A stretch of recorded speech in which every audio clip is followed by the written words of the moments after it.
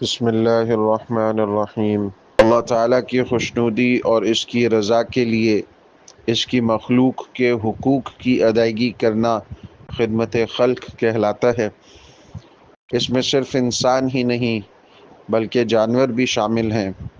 خدمت خلق میں بنیادی بات یہ ہے کہ خدمت محض خدمت کے جذبے سے ہو، کوئی ذاتی غرض نہ ہو، شہرت، دکھلاوا اور نام نمود شامل نہ ہو، لوگوں سے داد حاصل کرنا، واہ حاصل کرنا مقصود نہ ہو۔ اگر کوئی شخص خدمت خلق سے متعلق کام کا ملازم ہو، اسے اس کام کی تنخواہ ملتی ہو، تب بھی وہ اپنا کام دیانتداری سے کرے اور عام شہریوں کے ساتھ زیادہ سے زیادہ اچھا سلوک کرے، شہریوں کو زیادہ سے زیادہ نفع پہنچائے اور اس کی فکر میں لگا رہے، تو یہ بھی خدمت خلق کی ایک اعلیٰ صورت ہے۔ خدمت خلق بنیادی طور پر 3 انداز سے کی جا سکتی ہے۔ ایک تو مالی خدمت، یعنی اپنا مال دوسرے ضرورت مند انسانوں پر خرچ کرنا، اور دوسرا انداز بدنی خدمت کا ہے، یعنی اپنے جسم سے ایسے کام انجام دینا جس سے مخلوق خدا کو فائدہ پہنچتا ہو، جیسے کمزور اور بیمار لوگوں کے ایسے کام کرنا جو وہ خود نہیں کر سکتے۔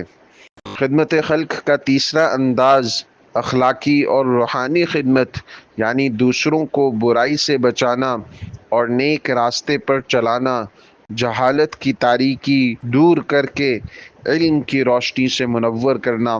اللہ تعالیٰ نے ارشاد فرمایا، لَقَدْ كَانَ لَكُمْ فِي رَسُولِ اللَّهِ أُسْوَةٌ حَسَنَةٌ، یعنی تمہارے لیے اللہ کے رسول صلی اللہ علیہ وسلم میں بہترین نمونہ زندگی موجود ہے۔ چنانچہ خدمت خلق کی تعلیم اور اس پر عمل کا نمونہ بھی حیات نبوی صلی اللہ علیہ وسلم میں موجود ہے، مالی انداز سے بھی، بدنی انداز سے بھی اور روحانی انداز سے بھی۔ گویا کہ خدمت کے ہر انداز سے خلق خدا کی خدمت کی۔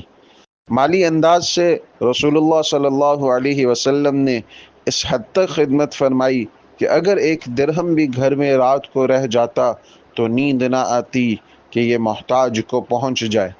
حضرت انس رضی اللہ تعالیٰ عنہ سے روایت ہے کہ رسول اللہ صلی اللہ علیہ وسلم نے فرمایا، ساری مخلوق اللہ کی عیال ہے، مخلوق میں سب سے زیادہ محبوب اللہ تعالیٰ کے نزدیک وہ ہے جو اللہ کی عیال کے ساتھ بھلائی کے ساتھ پیش آئے۔ اور آپ نے فرمایا، جس کو دوسرے کے دکھ درد کا احساس نہیں اور جس کا دل دوسرے کی تکلیف دیکھ کر نہیں دکھتا، وہ اللہ کی رحمت کا ہرگز مستحق نہیں۔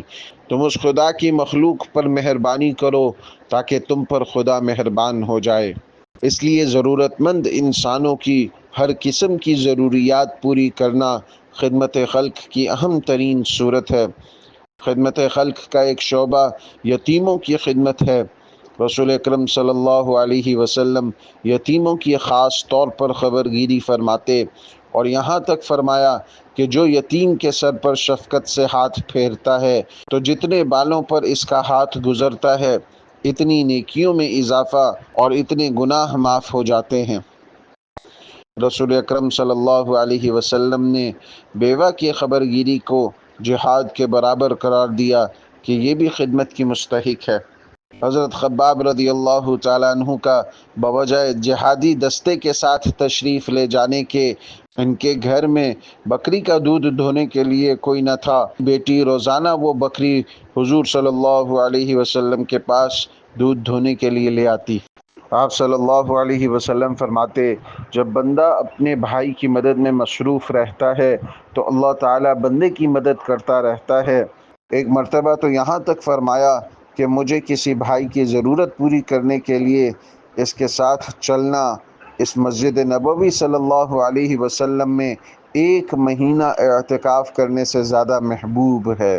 لیکن اس کا یہ مطلب نہیں کہ فرض روزے اور فرض حج ادا نہ کرے اور بس اس کی بجائے دوسرے کی مدد کر دی جائے، بلکہ اس کا مطلب یہ ہے کہ فرض عبادات اپنی جگہ ادا کرے اور خلق خدا کی خدمت بھی کرتا رہے۔ خدمت خلق کی فضیلت تو واضح ہوئی، لیکن یہ بات ذہن میں آتی ہے کہ پھر انسان خلق خدا کی خدمت میں اتنے شوق کا اظہار کیوں نہیں کرتا جتنا کرنا چاہیے؟ اس کی وجہ یہ ہے کہ خدمت خلق انسان کے لیے جب آسان ہوتی ہے، جب انسان کے اندر قناعت ہو، حرص و لالچ نہ ہو، دوسرے انسانوں کی ہمدردی ہو، نفسا نفسی اور بے حسی نہ ہو، دوسرے انسانوں سے محبت ہو، نفرت نہ ہو۔ اس لیے نبی اکرم صلی اللہ علیہ وسلم نے اپنی حیات طیبہ اور اسوہ حسنہ میں قناعت، ہمدردی اور خلق خدا سے محبت کرنے کی خوب تاکید فرمائی۔ جب انسان کے اندر یہ خوبیاں پیدا ہو جائیں تو پھر وہ خدمت خلق کی مختلف صورتیں خود بخود انجام دینے لگتا ہے، جیسے رفاہ عامہ کے کام، مثلاً مسجد کی تعمیر، اسکول اور مدرسے قائم کرنا، ڈسپنسریاں قائم کرنا، ادویات مہیا کرنا، صاف پانی کا بندوبست کرنا، یتیموں کی کفالت اور بیواؤں کی خبر گیری کرنا، بیمار کی عیادت کرنا، اس کی ضروریات کا خیال کرنا، سماجی بہبود کے کام انجام دینا، ہمسائیوں کے ساتھ اچھا سلوک اور ان کے کام آنا، مسافروں اور رشتہ داروں کے ساتھ تعاون کے طریقے اپنانا، یہ خدمت خلق کی مختلف صورتیں ہیں۔ رسول اکرم صلی اللہ علیہ وسلم نے فرمایا کہ راستے سے تکلیف دہ چیز کو ہٹا دینا بھی صدقہ ہے۔ دور جدید میں یہ بھی خدمت خلق کی اہم ترین صورت ہے۔ دوسری طرف وہ انسان جو کوڑا وغیرہ اور پلاسٹک کے لفافے ادھر ادھر پھینک دے اور سیوریج کے نظام کو درہم برہم کر دے، گلیوں میں پانی کھڑا ہو گیا اور بدبو اور تعفن سے سب کو تکلیف ہوئی، کارخانہ لگایا، اس کا فاضل مادہ پانی میں بہا دیا، بیماریوں کے پھیلنے کا سبب بنا، یہ دوسرے انسانوں کو تکلیف پہنچانے کی صورتیں ہیں۔ اور رسول اللہ صلی اللہ علیہ وسلم نے ہمیں یہ تعلیم دی کہ مسلمان وہ شخص ہوتا ہے جس کی زبان اور ہاتھ سے دوسرے مسلمان محفوظ رہیں۔ خدمت خلق میں رکاوٹ کی ایک وجہ یہ بھی ہوتی ہے کہ لوگوں کا یہ کہنا کہ دوسرے لوگ تو یہ نہیں کرتے، ہم کیوں کریں؟ یا یہ خیال آتا ہے کہ دوسرا ہم سے اچھا سلوک نہیں کرتا، ہم کیسے کریں؟ یہی سوال ایک مرتبہ رسول اکرم صلی اللہ علیہ وسلم سے صحابہ کرام رضی اللہ تعالیٰ عنہم اجمعین نے کر دیا۔ عرض کیا، یا رسول اللہ صلی اللہ علیہ وسلم، بعض لوگ ہمارے ساتھ اچھا سلوک نہیں کرتے، ہم ان سے اچھا سلوک کیسے کریں؟ آپ صلی اللہ علیہ وسلم نے فرمایا، اگر تمہارے ساتھ وہ اچھا سلوک کریں، تم بھی مقابلے میں ان سے اچھا سلوک کرو، تو یہ تم نے ان کا بدلہ اتارا۔ احسان تو یہ ہے کہ تمہارے ساتھ کوئی اچھا سلوک نہ کرے تب بھی تم اس کے ساتھ اچھا سلوک کرو۔